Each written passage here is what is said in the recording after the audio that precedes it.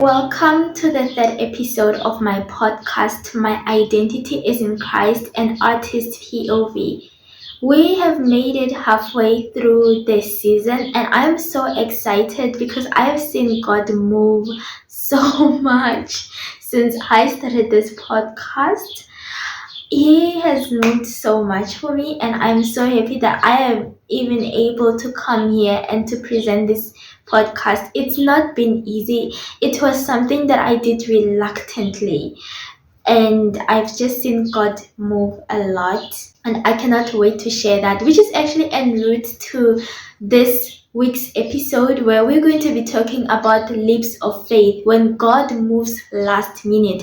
And I'm gonna just be telling you some of the craziest things that I have done and some of the times in my life where I have literally moved in faith with no plan, and how I've seen God show up. And this is such a testimony, and I am hoping that as I tell you the stories of my life, you are also encouraged. You are able to be ignited with faith, because God does move when we place our faith in God. And I always say this: we must always pray to God, because we don't want to do things that God did not bless us to do, but we must also move in faith. There are times where God wants us to sit and wait for Him, but there are times where He's waiting for us to move so that He can act.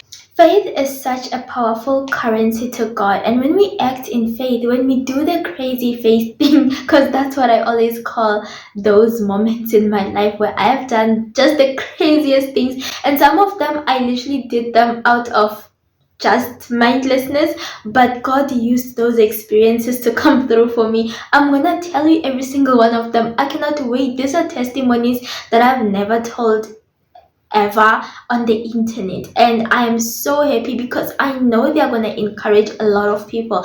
I have to read you Hebrews 11 first before we proceed. It says, "Now faith is the assurance of things hoped for, the convictions of things not seen. For by it the people of old received their commendation. By faith we understand that the universe was created by the word of God, so that what is seen was not made out of things that are visible. By faith Abel offered to God a more acceptable sacrifice than Cain, through which he was commended as righteous, God commending him by accepting his gift. And through his faith, though he died, he still speaks. By faith, Enoch was taken up so that he should not see death, and he was not found, because God had taken him. Now, because he was taken, he was commended as having pleased God. And without faith, it is impossible to please him. For whoever would draw near to God must believe that He exists, and that He rewards those who seek Him. By faith, Noah, being warned by God concerning events as yet unseen, in reverent fear constructed an ark for the saving of his household. By this he condemned the world and became an heir of righteousness that comes through faith. By faith, Abraham obeyed when he was called out to go to a place that he was to receive an inheritance, and he went out, not knowing where he was going. By faith, he went to live in the land of promise, as in a foreign land, living in tents with Isaac and Jacob, as with him of the same promise. For he was looking forward to the city that has foundations, whose designer and builder is God. By faith, Sarah herself received power to conceive, even when she was past the age, since she considered him faithful who had promised. Therefore, from one man, and him as good as dead, were born descendants as many as the stars of heaven, and as many as the innumerable grains of sand by the seashore.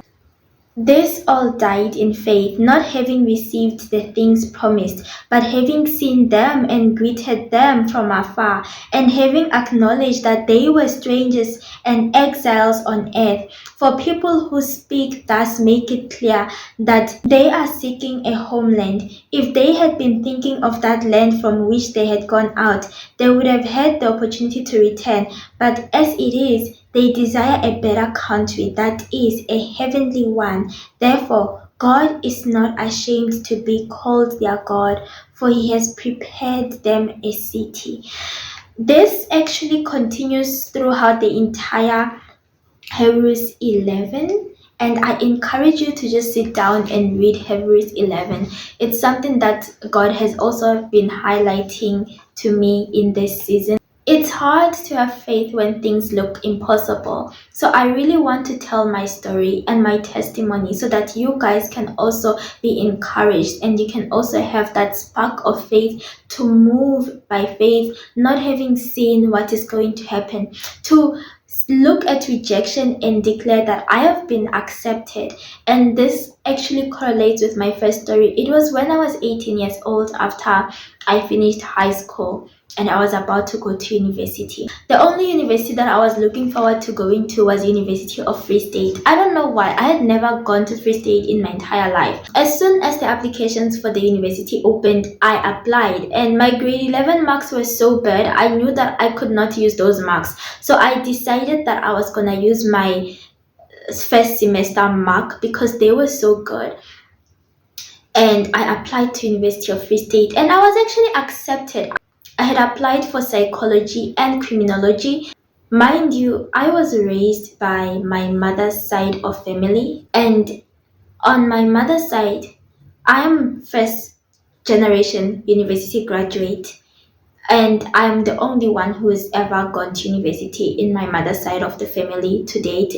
And I know that because I was able to go to university and I was able to graduate, more people in my side of the family will be going to university and they will be graduating. I didn't know much about university. I didn't know much about courses and how you pick your modules and everything. I just looked at psychology and I thought my mom wanted me to study medicine. Realistically speaking, my marks would not allow me to study medicine. So I thought the closest thing that I could do was psychology. Plus, I was reading a lot back then and some of the authors were psychologists, and I thought I love to write and I wanted to be an author when I grew up. So I'm gonna study psychology. I think it's gonna help me to understand people and it's gonna help me with character development. My dream is to be an author, not a psychologist, but I think I'll just take psychology. So I decided when the applications for university opened, I applied at University of Free State for psychology and criminology. I didn't know what criminology was. It just sounded nice and that's all. And when I applied for criminology and psychology, and other people told me that I must not double major, I would fail because I'm doing two different courses, and I'm gonna talk about it in the separate testimony video because yes, double majoring was really hard and God showed up for me in that instance. But as we continue, I don't think it even took a month for me to get accepted at University of Free State. So from there on, from first semester, I just knew I was going to University of Free State. University of Free State will send me SMSs just to excite me, just about the things that are going to be happening. I just started receiving notifications from University of Free State. I was already provisionally accepted and I just knew I was going there. I even knew the rest that I was going to. I was going to be staying at Acacia Rest. That's the rest that I was accepted to.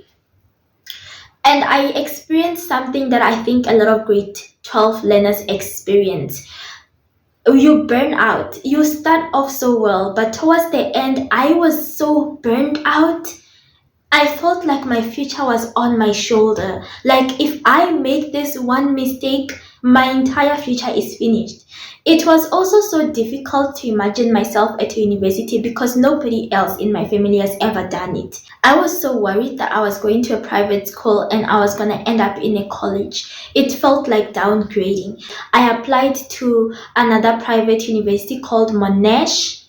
I also applied at University of KZN, and a lot of when you apply at University of KZN, you kind of like apply to a bunch of universities that side. I did apply to Rhodes and I did not pay the fee. So I applied to VET, did not pay the fee. What my mom wanted for me was for me to go to VET, for me to go to University of Cape Town and University of Pretoria. And those are the universities that, honestly speaking, I tried to apply at University of Pretoria. My marks could not agree. So even before I finished the application, I was already declined. University of Cape Town, I just knew. I was like, my marks are not that good. So I'm not even going to try. I was trying to be realistic. And mind you, the reason why my mom wanted me to go to this university is the reason why she wanted me to study medicine is I was such a smart kid growing up. I was very intelligent. But when I got to high school, strange things started to happen. At first, when I went to my high school, I was not doing well as I was in primary school because I was moving from a public primary school to a private high school where they spoke English and I could not speak English. When I went to high school, I could not speak English and I was being taught in English, so I had to catch up. So the first 2 years of my high school was just me trying to catch up. I still passed. As I entered my second year, I caught up. I worked really hard to learn English. I started to see myself start to pick up and become my old self. Because when I was in primary school, I was getting in the top 10. I was in the top 5. There was only 2 times in primary school where I was not in the top 10. But on my second year of high school, I started going back to my old self. Also, my mom had taken me to a maths extra class because the first semester of grade 9, I had failed maths. And that was the first time I had ever failed anything in my entire life. It was so humiliating for me. I remember even the skirt that I was wearing when I went to register for that extra class because my mom was so angry at me. But after I started attending the extra class, I started excelling in maths. I remember by the time it was the trial examination, I got 91 or 90 something in maths. That was the last 90 I ever got the entire of high school. Because after that, I actually started to sleep while I was writing exams. And this was a normal occurrence for me. I would fall asleep. I would literally be trying to keep my eyes open when I was writing exams. It started to happen when I was writing maths, only maths back then. But all the other subjects, it was fine. But I told my mom, like it was a known thing that during maths, when I was writing maths examination, I would fall asleep. I would literally get so sleepy that I would not finish my exam. I would never finish my maths exam, ever, ever.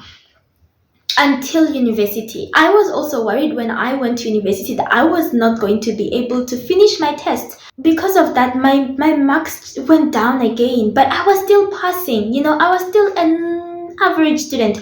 I went from being an intelligent child when I was in primary school to just being an average student, and it was not normal. And because of that, my mom had a dream for me that I would become a doctor. And it was a dream for me too, because that was my mom's dream for me. But then grade 12, I was faced with the reality of you need to set yourself up for success. You cannot apply for medicine because you're not going to get in. So I applied for psychology.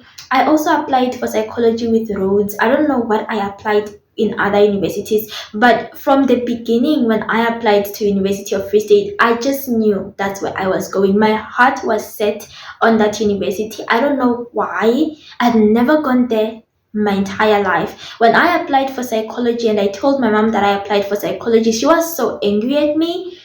She told me that she was not gonna pay for my admission fee or my application fee. And thankfully, University of Free State does not have application fee to date. For those who might be wondering, if you want to go there, it does not have an application fee. Towards the end of the year in grade 12, my marks started going down and down and down. And I also started to notice that I was not only sleeping when I was writing maths, I would also get sleepy while I was writing geography.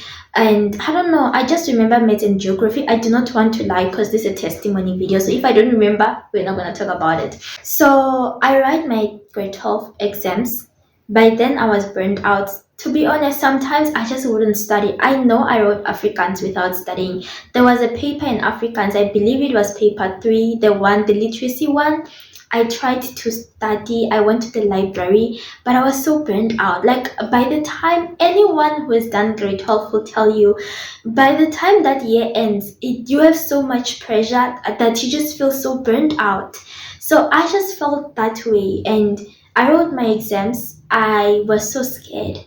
And when the results came out, thankfully, I did get a bachelor. However, it was not a good kind of bachelor. It was the low kind of bachelor. You know, the one where it's like I'm crawling on the ground kind of bachelor. I did get that one, but at least it was a bachelor that was good enough for my mom to at least let's scramble by and try to get into a university. That's all. We just want to see me at a university right now.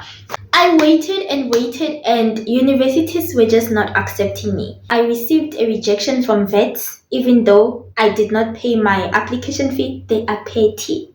Like, I didn't pay my application fee. Why are you rejecting me? All the other universities were quiet. I waited for days, went to church, prayed, went to, you know, I would go to church and pray. I would go to church and just let someone pray for me so I can get acceptance. It was hard. I remember telling one pastor I wanted to be prayed for, and I told her that please pray for me to get into university. And I told her that I had applied at University of Free State. Instead, she lectured me and told me that why did I apply at a university that is so far away? Why didn't I apply at Univen? Which is true. Why didn't I apply at Univen? Univen is the like University of Venda where I'm from. Yeah, I did not apply there. Maybe I would have been accepted, but God had other plans for me. I think He really had written this story for me. And I remember I was not a strong Christian when I was growing up. I went to a Christian school, and I think God allowed me to go to that school to keep me on track so that I don't stray. I went to a Christian school. We did Bible education as part of our curriculum, but I really was not living like a Christian, to be honest. I loved to read a lot of supernatural books, just the likes of Harry Potter's. Though I never read Harry Potter's, but those types of books, those were the stuff that I loved to read. I knew it was wrong. I genuinely knew it was wrong, because around that time when I was praying for Him to let me go to university, I remember promising, I think I did it to myself, that I won't read any supernatural books while I'm praying right now, because it's gonna upset God. I'll probably do it again after He allows me to go to university, because I don't even wanna go there. But I remember thinking that I was not really much of a strong believer. However, when things are tough, I prayed. I'm laughing because sometimes we are like that. Like, when things are good, we go back to living our worldly lifestyles. But then when things are really hard, I prayed. I was praying. I was just doing the most. And I remember just praying a lot in that season and just praying to God. Like, I just wanted to go to university.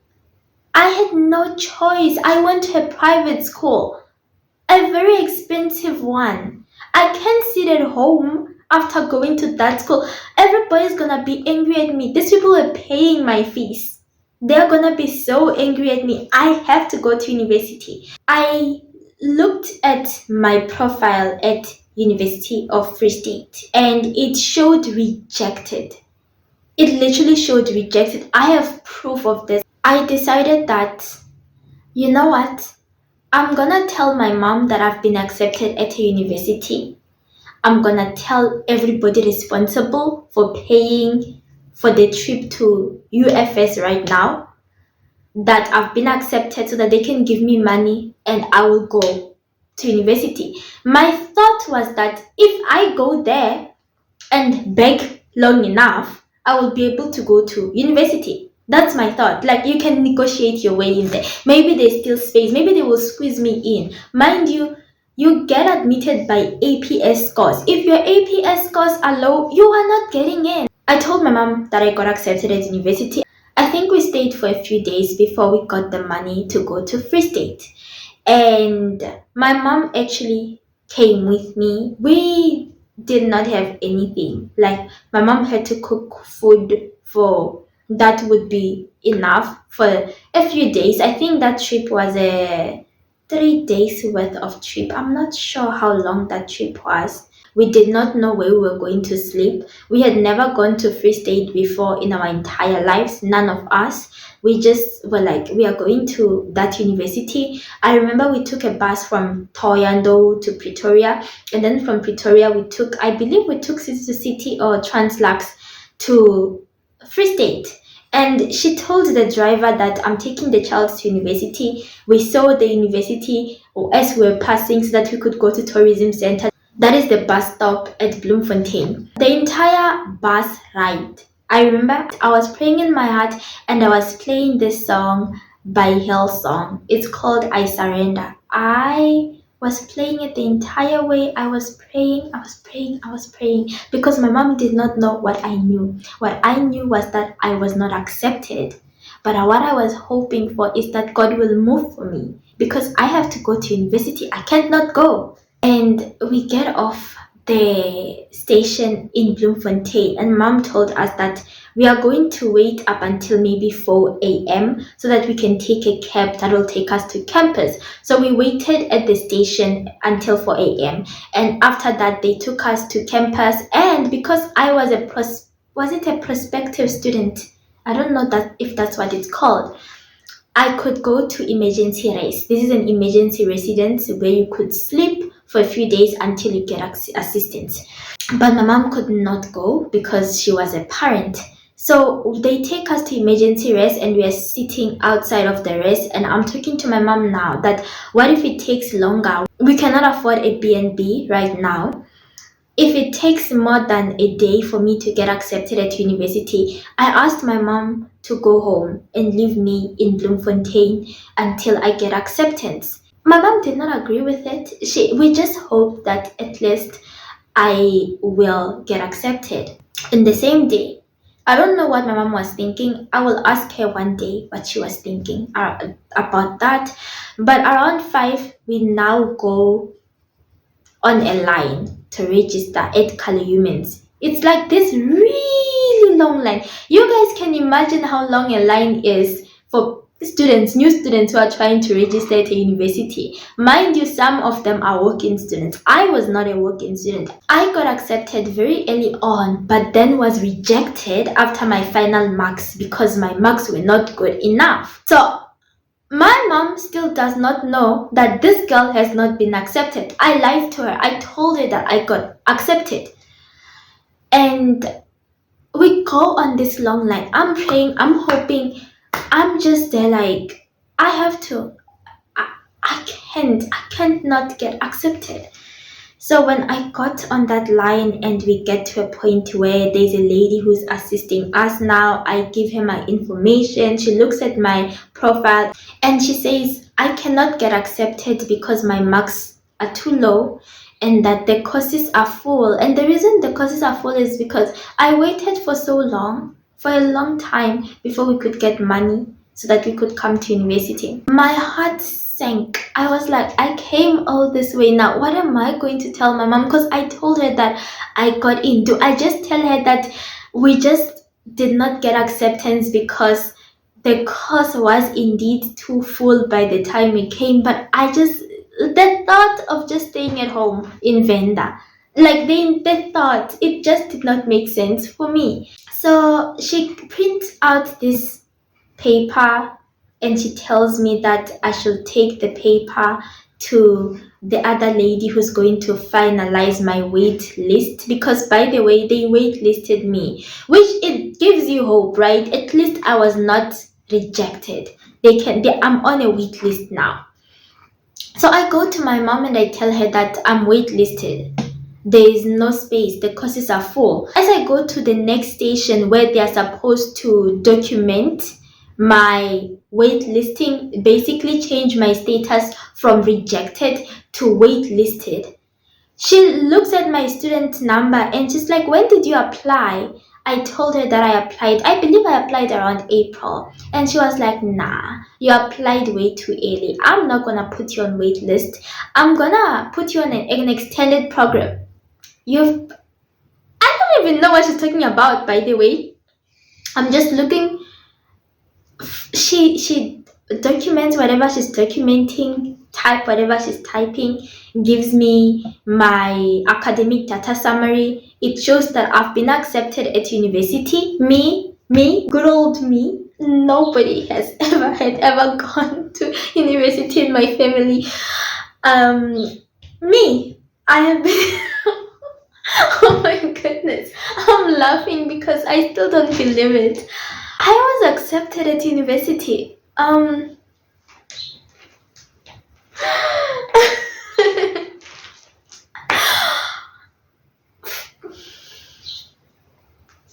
was put on an extended program, which means that they added a year to my course, which was a blessing because the 4 years in university for me, there was such a blast. And remember, I told you guys that I had applied for criminology. Now, I did not know what criminology was. It gave me a chance, which I'm gonna explain in my testimony video. I ended up changing to industrial psychology, which is human resources for my career. That was it. That was a really good thing because had I stuck with criminology, I would have to do honors in order for me to actually have a degree that is useful. But I actually got accepted at university.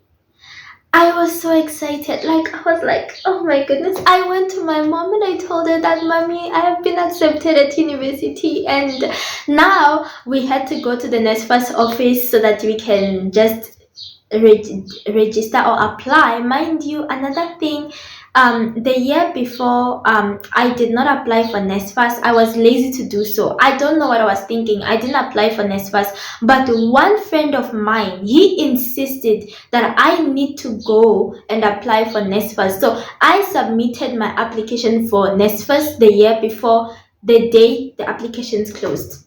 So I'm so grateful for that. So because of that, I just went to the NSFAS office just to check in.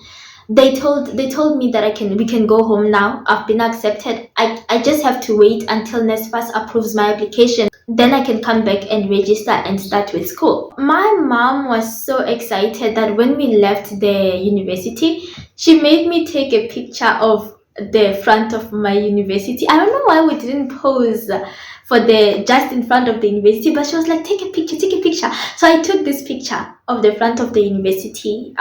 We were very excited. It's such a turning point. Anybody who's a first generation university student graduate knows this. Like, nobody has ever done it in your family. It feels like it feels impossible that you can go. You can actually get to go to university. Like, and because of that, when you open that door, now people in your family are gonna come to university. They have someone to look up to, and you literally just broke a generational curse. It was not easy. My experience with university, even after I got accepted, I had to fight every year to go back to university. And it was not even because I was not doing well. I actually did better in university than I did at high school. But I had to fight every single year. I had to pray to get back to university every single year because it's that thing where you are literally breaking a generational curse. And I'm gonna talk a little bit more on that on my testimony video, which is going to be the 5th episode of this podcast, which is going to be the last episode of this season. So that was such a turning point in my life, like what faith can do. Even though I was not a strong believer, even though I was not doing the most accurate prayers, I was doing just the basic prayers. But because I acted in faith, even at such a young age, I was 18. God showed up for me when I didn't deserve it. I genuinely did not deserve it. I didn't deserve to go to school. I didn't work hard. Yes, obviously, I was sleeping while I was writing exams, but I remember I was also not working hard. But he showed up for me. I literally did not deserve it. I had lied to my mom, but I walked in faith and I trusted God and he showed up for me. And I literally want to encourage you guys, when it comes to things like that, sometimes when you're rejected, refuse the rejection. Like, genuinely, it sounds crazy. It's the craziest thing. But had I not acted by faith then, I was either going to have to repeat grade 12, or I don't know what would have happened to me, but it changed the course of my life. It literally changed history for my family. When I walked on that graduation stage, I literally carried my family on my shoulder. I was like, I did it. God helped me through this. There's a verse here. It's Isaiah 61 verse 4, and it says, "They shall build up the ancient ruins. They shall raise up the former devastations. They shall repair the ruined cities, the devastations of many generations." This is talking about breaking generational curses. It is not easy. It requires someone who does not give up.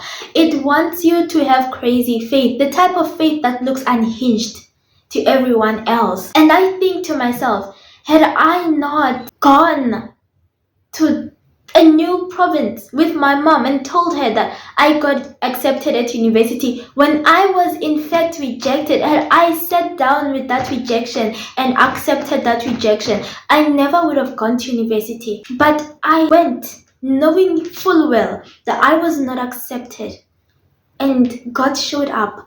This is when God shows up last minute. When we walk in faith, God will show up last minute. He's like a God of last minute. He just, one thing about God is, I'm gonna read it to a verse here to you. The first one is in Isaiah 61 verse 7. It says, "Instead of your shame, there shall be a double portion. Instead of dishonor, they shall rejoice in their lot. Therefore, in their land, they shall possess a double portion, and they shall have everlasting joy." And it's also highlighted again in Isaiah 54 verse 4. It says, "Fear not, for you will not be ashamed. Be not confounded, for you will not be disgraced. For you will forget the shame of your youth, and the reproach of your widowhood you will remember no more." And it just shows God will not allow us to be shamed. He will not embarrass us. When we move in faith, we please God. He will not allow us to be put to shame. It's hard to move in faith when you don't know, when you're heartbroken, when you're so heartbroken and you still get the courage to move in faith. It's so hard. I was so heartbroken, like getting that rejection after spending a whole year receiving messages from this university, getting me excited, making me feel like I was gonna go there, telling me which rest I'm gonna go to, sending me just amazing information to just get me excited, to encourage me as I write my grade 12. I had been receiving information and text messages. Imagine text messages, SMSs from University of Free State. SMSs, emails, the whole year, since April, since I got accepted. I believe I got accepted maybe May, April, I don't know. It was so early on when I got accepted. I was so excited. I knew I was going there, but even though it was by my own actions that I was not accepted at university, I was so heartbroken when they gave me that rejection. I was so heartbroken. It was hard. Like, sometimes you're so heartbroken, it's even hard for you to get up. So imagine in that state where you still choose faith and be like, no, I have not been rejected. I have been accepted, and I will move in faith. God will show up for me because faith pleases God. He said we will never be put to shame. We will not live in shame and disgrace. He will show up for me. And he actually does show up. So the next testimony actually correlates with this one, and it's going to be the last one for this video. I had 3, but it's fine. I'm just gonna do 2 because this video has gotten too long. Maybe I will do part 2. I always have testimonies, guys. I literally always, anybody who's close to me knows that on a weekly basis I have a testimony. But it's those things where you see God in everything, in every area of your life. When you start to see God in every area of your life, when you start to involve Him in small things of your life. For instance, this is a small testimony. I'm just gonna squeeze it in here. It's not gonna even take 3 minutes. I had lost my wallet, and this wallet had a card that I had done a lay-by on, and I had paid like thousands, over 1,000 on this lay-by. I even had my ID in the wallet. There was just all my important things were in that wallet except my bank card. And I don't use the wallet often, so it's not often that I will know where it is. I just know it's in my bag. But this one particular day, I was looking for my wallet because I had to certify my ID copies and everything. So I need an original copy of my ID. So when I opened my bag to look for my wallet is gone and it's on weekend now. I don't know where my wallet is. I I can't even begin to think where the wallet has gone because I don't use it. It just stays in my bag. And I admit I was very careless in how I placed it. And I'm trying to think, I can't even begin to think where I would have lost the wallet. And I remember crying to God. I cried to God. I prayed to God. I was like, God, help me. Instead of panicking and telling people like I usually would, when you are so distressed and you're going through something, you want to tell people close to you so that they can comfort you, they can like pet your head and everything and just make you feel better. I didn't tell anyone. I just prayed. I just prayed to God. Like I was like, God, please help me find this wallet. Like anyway, it's fine. I just want to find my wallet because I imagine having to get a new ID now. Where am I gonna get the lay-by card from? I just remember praying so much about that wallet and I cried to God and that was a first for me because normally I'll cry to people. And the next day I went to work. I didn't allow it to deter me too much. I went to work and I thought maybe I left it at work. Maybe it fell at work in our office somehow. So I looked under my tables, I looked everywhere and did not find the wallet. And I'd just given up. I was like, okay, it's fine. I will just get a new ID. It's fine. God will help me through the situation. He's gonna provide money for me to make a new ID. He will help me through the situation. And throughout the day, I'm just doing my own thing. I'm not like shivering and crying and doing whatever. I was like, you know what? We're gonna have faith. God is gonna provide. You know what? God is in control. And I'm speaking to my colleague, and this is a funny thing that she mentions. She's just giggling. And as she continues to giggle, she now starts to tell me about like a comedian. I'm not going to talk too much information because also I don't like to include too much of other people's information on my podcast. Like I feel it's a respect thing, I want to kind of respect their privacy. So she mentioned something about God and daddy issues, abandonment issues, and so on. And I'm just like, we're just giggling awkwardly because, God, though, like we might experience like abandonment issues from our parents. I've just come to conclusion that God is my father. He is my father and he's with me. So we're just having that kind of like topic, a conversation and so on. And as we are talking, my eyes just land under my table where I had looked, mind you, and my wallet is laying there. I looked there. I actually looked there. But that wallet is there. And I'm like, talk about a father. Talk about a present father who is God. Like he's so present. He's such a present father. What do you mean my ID is there? Where I looked, I came into the office with the intention to look for that wallet. What do you mean the wallet is just there in plain sight? Like talk about when God just decides to show you in a moment of joking with your friend that actually I am your father. Look where your wallet is. Look, I heard your prayer last night about you crying about your wallet. Here it is. It's the small things that God is so involved in our lives. Like I looked there, guys. Nobody can convince me otherwise. I looked. It was not there the whole day. I found this wallet like 2 hours before we were about to knock off work. I had gone to lunch already. So So yeah, that is one small mini testimony. The last one actually that I wanted to share, it's about me moving to a new city, and it's so interesting because I am no longer in that city anymore.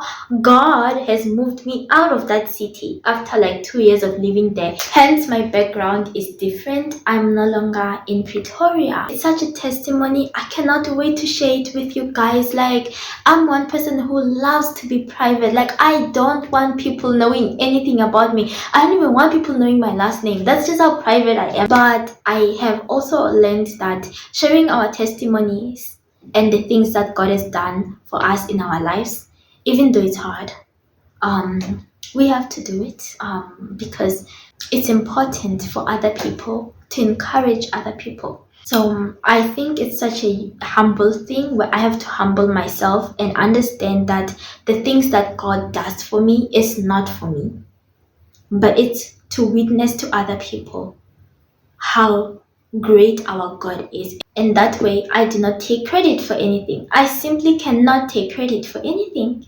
The last testimony. This one takes place after I finished university. It was hard for me to get a job. Like it literally almost felt impossible. Like it was so hard.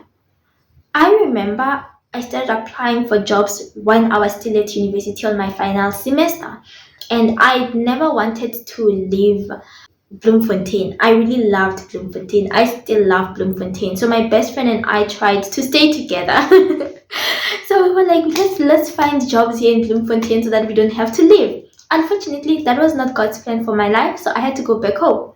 After I left back home, I wanted to move to Pretoria. I'd never lived in Pretoria. I was born in Pretoria and I moved out of Pretoria when I was 4 years old, and my family moved to Venda, and that's where I grew up. But I'd never independently lived in Pretoria after that period. But I really just had the desire to move there. I've been trying everything possible so that I could go and live there. And I spent the whole of 2022 back at home. That was a year where I started my business, where I learned to sew and everything. But I really wanted to move to Pretoria, especially because my mom always told me that there's a lot of materials there in Pretoria for sewing, whereas in Venda, I was scraping by to find fabric. She always told me that fabric was cheaper. It's a big city. You want to be in a big city when you have a business. At least that's what I thought. And I just felt so stagnant when I was at home. The internet was really bad. I was trying to apply for jobs and I just was not getting it. In fact, I was even trying to apply for jobs in Pretoria. I think most of the times I applied in Pretoria and I was not getting it. Like I spent the whole year, and one thing I must mention, right? If you live in a village, you also understand witchcraft. It's like that thing where you are on defense on a regular basis just to get out of those clutches of someone trying to attack you. I don't want to talk too much about it, but I was feeling it. I felt like I was on defense mode all the time. I was like not going anywhere in life. I was trying to apply for jobs, not getting it, and it was disheartening. Like imagine spending 4 years at a university studying a course and now you're just stagnant at home. It came to a point also where I was in Venda and I was starting to feel content staying there. Like my business was starting to work, but then also on another side, I was just having a lot of personal problems, which I'm not gonna mention too much on this video. Also like problems with like people and making friends and just connecting with other people. I came from a space where I was in Bloemfontein and I had a best friend. I always had like someone close to me. And I'm in this city and I'm having problem connecting with people in this place. It didn't work, and it came to a point where I was like so heartbroken and I just wanted to leave the city. I remember around February 2023, I had made up my mind and I was gonna move out of Venda. I was gonna go to Pretoria to stay there. I did not have a place to stay. Yeah, I basically was as good as homeless. but I decided that I was moving to Pretoria. I told my mom that I'm gonna move to Pretoria. I do have to mention that when I moved to Pretoria, my brother was staying in Pretoria. So my plan was to couch. The fancier version of calling it is called couch hopping. You know, I just thought, yeah, I'll just stay with my brother, my younger brother. He's also in school. Mind you, he does not have a place to stay. He's just renting. And I was like, I'm gonna couch hop with my brother until I get a job. It's probably not gonna take long. I'm probably gonna be there for like maybe a month or 2 or 3 longest, and then I'm gonna get a job and I'm gonna move out and so on. I was very optimistic. But now we have to go back to the reality that Kutaza, as of now, wants to go to Pretoria, but she doesn't have money for the bus. I decided that I was gonna move to Pretoria in a week. I think it was somewhere around a week and maybe 2 weeks. Only a few people received my goodbyes. I told my mom that I'm going. Mom doesn't know what's going on with me financially because I'm receiving the 350 from SASA. I'm also receiving some few monies from my business. So, but I did not have enough money to cover the bus fare to go to Pretoria. However, I have already decided when I'm leaving, but I did something different this time. I went to God and I prayed to Him. I told Him that I want to move to Pretoria. I don't want to live here anymore. I want to go to Pretoria so I could job hunt while I'm staying there. I asked Him to provide money for me to be able to pay for the bus. That's as basic as it's going. Literally getting money for the bus. I just told Him, I was like, God, I'm moving. Please provide money for me for the bus. And I left it there. I continued, I believe, I don't remember. We don't want to lie when we're doing a testimony. I continued to pray for God to come through. I'd already made a decision that I'm leaving. There's no way I'm staying here. So as time approaches, there's still no sign of money. If I remember correctly, even the little that I had, I was eating it. Anyway, I actually told my father's friend, one friend of my father's, that I was leaving. I believe he mentioned something about sending me something for bad cause, money for the road or something. On Thursday, I'm leaving that Saturday. I go to church. I tell my pastor that I'm leaving. I'm saying my goodbyes. No money in sight. And I just wait for God to provide money for me to go because I'm going. I'm about to pack my stuff. There's no money in sight. That day, I think it was that Thursday, my father's friend sends me, I believe it was 500 rand. And I was like, and he just tells me it's for bad cause. And I was like, I tell my mom, I literally told my mom, I was like, this person sent me money for bad cause. So I was like, God, like literally provided money for me to go. Like I chose to leave this city and God literally provided money for me to leave. Mind you, I still don't have a place to stay. I'm going to be couch hopping at my brother's place. It's not the most favorable conditions. I'm gonna explain those conditions in my testimony video. I never thought I would talk about it, to be honest. Episode 5 is like an episode where I'm going to be talking a little bit more about my experiences, my testimony with God, because I believe that I went through so many difficulties in my life so that I could learn to rely on God. I was Christian when things were hard. And I believe that had God given me a job as soon as I graduated, I would not be strong in my faith. I would have been in the world doing who knows what. And these seasons of suffering, and speaking as someone, I'm no longer in Pretoria. I went to Pretoria. It was not an easy season for me. I suffered. Staying in Pretoria was the hardest season of my life, hard test. And I'm going to talk about that in my testimony video because God has removed me from that environment. Let's continue. The money gets sent to me. Now I'm like, God showed up for me. He literally did. Like, I literally walked in faith. I told him I was leaving. I started saying my goodbyes. What was gonna happen if not I had not been sent money to go? Like, was I just gonna wake up on Saturday? It was Thursday when I received this money. Was I gonna wake up on Saturday and just tell mommy, actually no, I don't have the money to go? I had no other plan. The only thing I did was to tell God that I'm leaving, and I was not living perfectly. Like, even my prayers, there was, it was just, but God still showed up for me. I didn't deserve it. I didn't deserve it. All I did was to move in faith, and God showed up where I was at. And even as we continue to grow in God, I will look back to this moment in my life, maybe in 2 years, and be like, yo, my faith was, and even the prayers, small little prayers that I did, God answered them. He met me where I was at. He didn't wait for me to be perfect.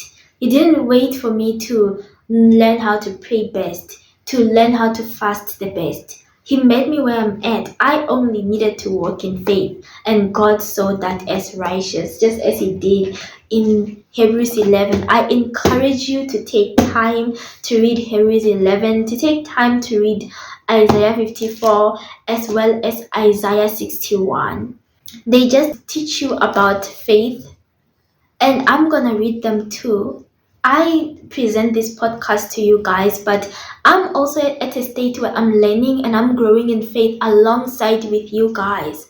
I make so many mistakes, like I mess up so bad all the time, but I am learning and I'm growing in faith. And every single time I present a podcast to you guys, it's also an opportunity for me to learn from the things that I am giving you guys, the information that I am giving you. It's an opportunity for me to learn, because I don't want to get to a point where I am teaching you guys and I'm telling you all these things, but I don't practice them. But I keep regressing while everyone else that I'm teaching is growing.